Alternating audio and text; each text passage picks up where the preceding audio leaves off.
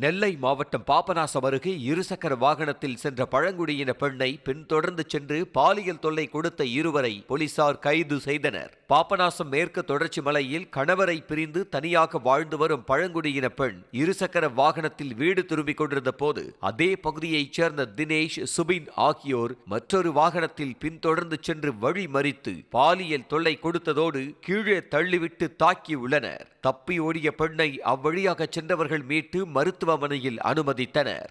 போயிட்டு இருந்த பைக்கை பின்னாடி வந்து எத்தி மிதிச்சிட்டோம். எத்தி மிதிச்சு தேவையில்லாம இதெல்லாம் என்னைய பண்ணி அதுல இருந்து வயிற்றுல ஒரு வயிற்றுல எத்தினோன்னா நான் கீழே விழுந்துட்டேன்.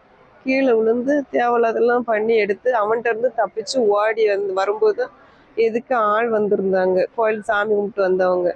அவங்க என்னைய எதுக்கு அழுதுட்டு ஓடுதான்னு சொல்லி அவங்கள பார்த்த பின்னாடி தான் அந்த பையன் ஓடணும்.